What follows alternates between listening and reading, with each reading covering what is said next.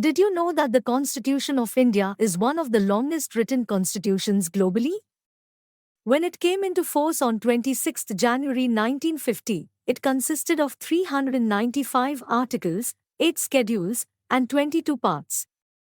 In this Class 9 chapter, we will delve into the fundamental aspects of constitutional design within a democracy and explore essential questions such as why do we need a constitution? How are constitutions drawn up? Let's embark on this journey of discovery. Let us begin this chapter by looking at what happened in South Africa and how the South Africans went about this task of designing their constitution. Then we will turn to how the Indian constitution was made, what its foundational values are, and how it provides a good framework for the conduct of citizens' life and that of the government.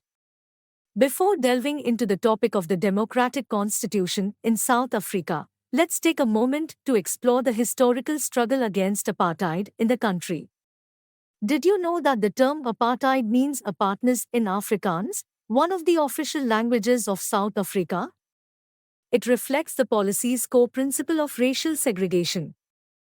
Apartheid, a policy of racial discrimination, was enforced by the South African government. This oppressive regime had several distinctive features. Under apartheid, people were classified and separated based on their race. This meant that every aspect of their lives, from where they lived to where they studied and even where they shopped, was determined by their race. Each racial group was forced to live in designated areas, leading to a segregated society.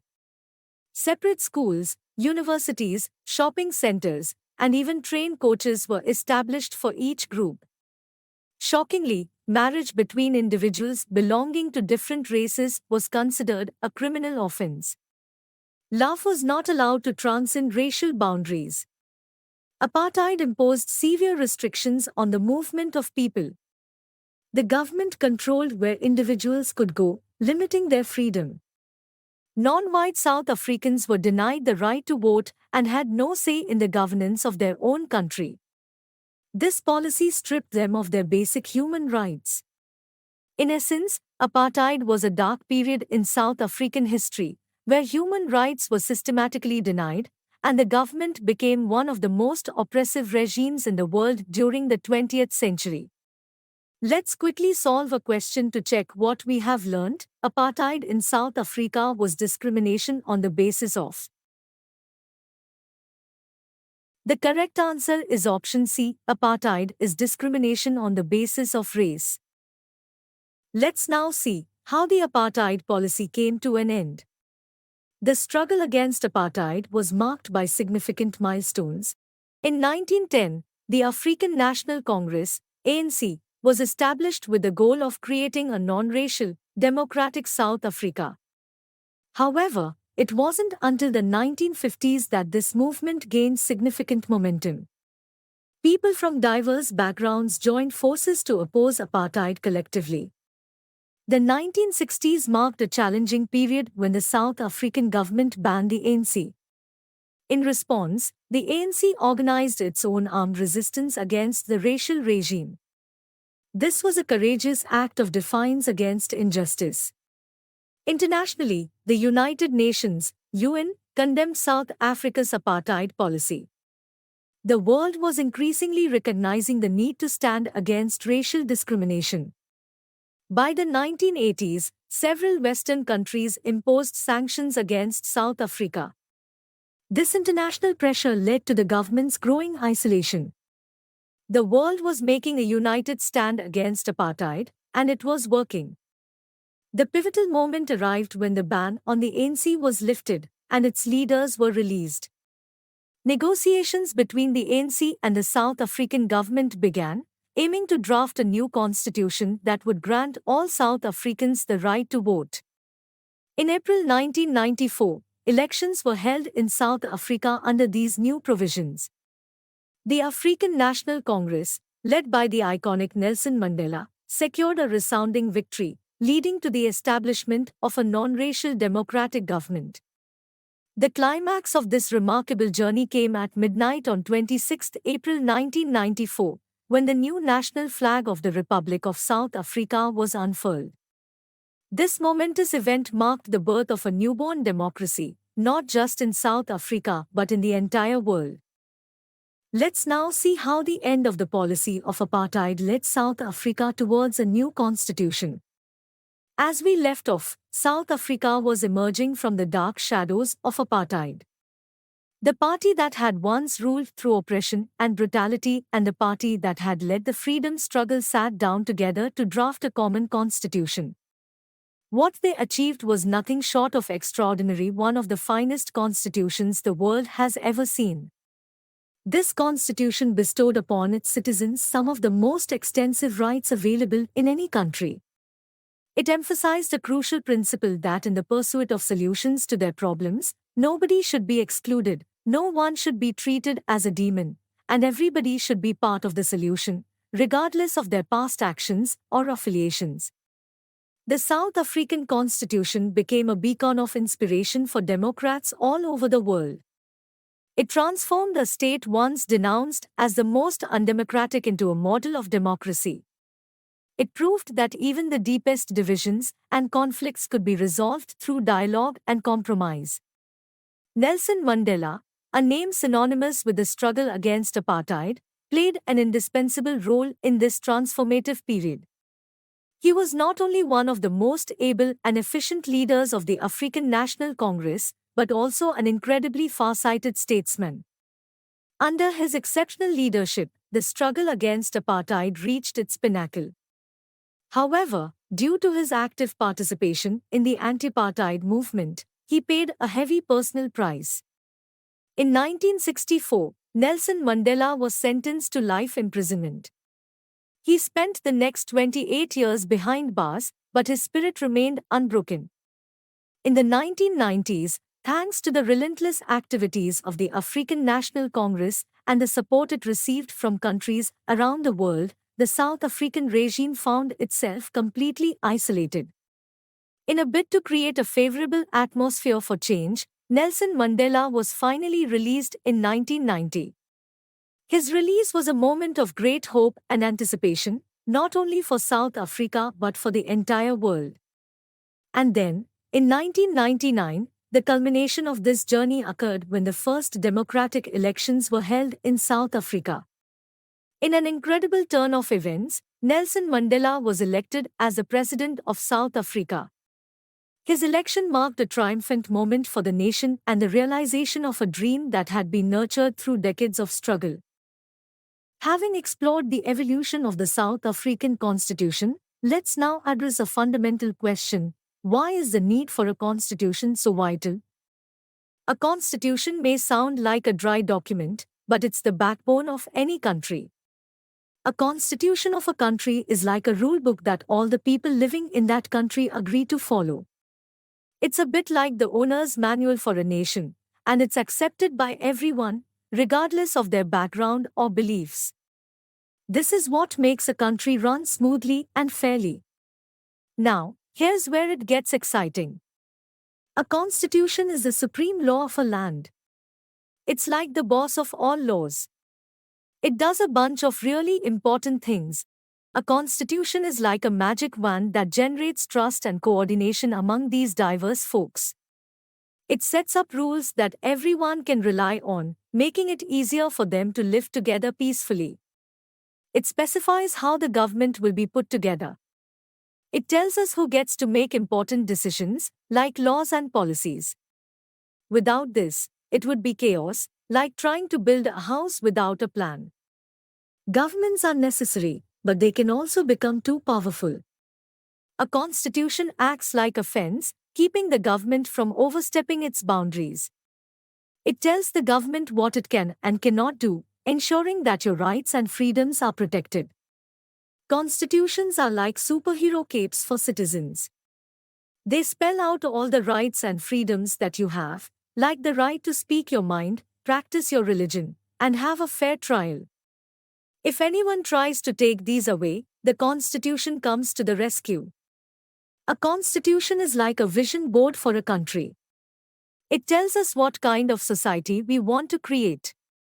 It's like a promise to make the country better and fairer for everyone. Now, here's a fun fact. Not all countries with constitutions are democratic, but all democratic countries have constitutions. In other words, if a country wants to be a democracy, it needs a constitution. In the United States, after they won their independence from Great Britain, they got together and created a constitution. It's one of the oldest written constitutions in the world and is highly respected. In France, after a big revolution, the French people said, "Hey, we want a say in how our country is run." So, they approved a democratic constitution. It was a turning point in their history, emphasizing the principles of liberty, equality, and fraternity. Since then, having a written constitution has become a practice in all democracies. It's like a tradition that ensures fairness and order in a country. Now that we have grasped the significance of a constitution for a nation, let's delve into the fascinating journey of crafting the Indian Constitution, a remarkable odyssey marked by both challenges and aspirations. Creating a constitution for India was no small feat. Imagine putting together a rulebook for a country as vast and diverse as India. It was like trying to fit together a gigantic puzzle. Here's what made this task so challenging and fascinating. The people of India were transitioning from being subjects under colonial rule to becoming citizens with rights and responsibilities. This was a significant shift in their status and identity. India was born through a partition based on religious differences, which led to immense violence. Sadly, at least 10 lakh people lost their lives on both sides of the border due to the partition-related violence. The British left it to the rulers of the princely states to decide whether they wanted to join India, Pakistan, or remain independent. Merging these princely states into the new Indian nation was a complex and uncertain task. As the constitution was being written, its makers had concerns about the present and future of the country. They had to address the unique challenges and aspirations of a vast and diverse nation. Students, do you ever ponder why we should still embrace the constitution crafted by the Constituent Assembly over half a century ago? Well, it's a thought-provoking question, and we'll delve into the reasons behind the enduring significance of our constitution. The constitution doesn't just represent the views of its members, it embodies a broad consensus of its era. This consensus is what has made it stand the test of time. In many countries, constitutions have had to be rewritten because they didn't reflect the views of major social groups or political parties. Our constitution is different. Over the last 5 decades, various groups have questioned some provisions, but no major social group or political party has ever challenged the legitimacy of the constitution itself. That's quite an achievement.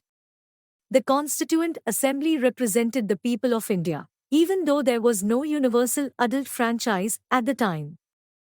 The Assembly was mainly elected by members of the existing provincial legislatures.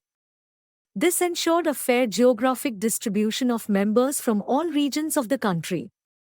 The Assembly represented people from various language groups, castes, classes, religions, and occupations. It truly mirrored the diversity of our nation. The way the Constituent Assembly worked adds to the sanctity of the Constitution.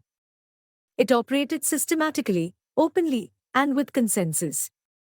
First, they established basic principles and agreements.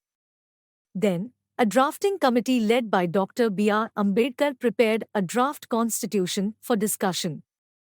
There were several rounds of thorough discussions on each clause of the draft constitution, considering over 2,000 amendments.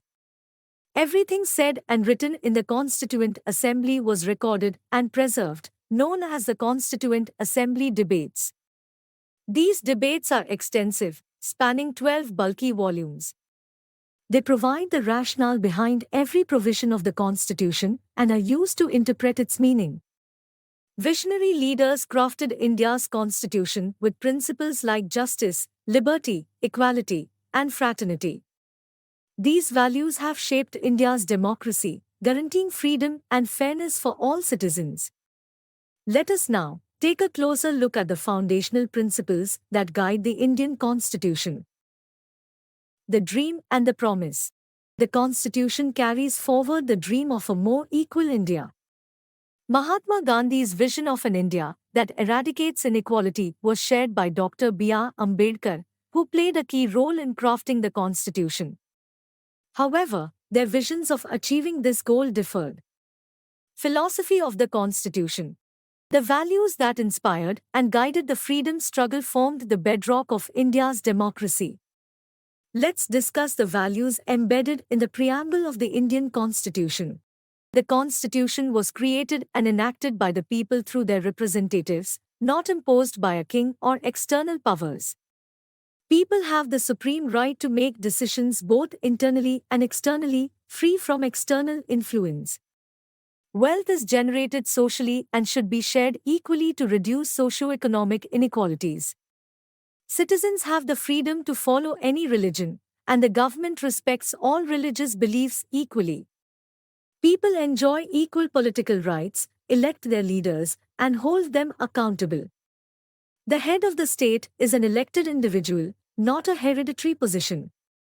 Discrimination based on caste, religion, and gender is prohibited, and social inequalities are to be reduced.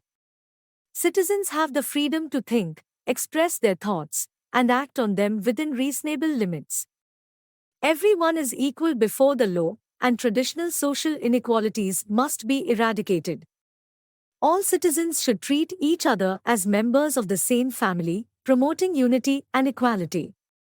Our Constitution is a living document that continues to guide our nation. It's not just a set of rules, it's a promise to build a more just, equal, and inclusive India. So, when we celebrate our Constitution, we celebrate the values that make our nation strong and vibrant. So, students, in this chapter we learned about the struggle against apartheid and how it led to the birth of a democratic South Africa. We discovered that a constitution is like a rulebook that fosters trust, structures government, protects rights, and reflects our societal aspirations. We saw how India's diverse constituent assembly systematically crafted our constitution, which represents the people and adapts to change. And in the end, we discussed the values in the preamble of the Indian Constitution, like justice, liberty, equality, and fraternity,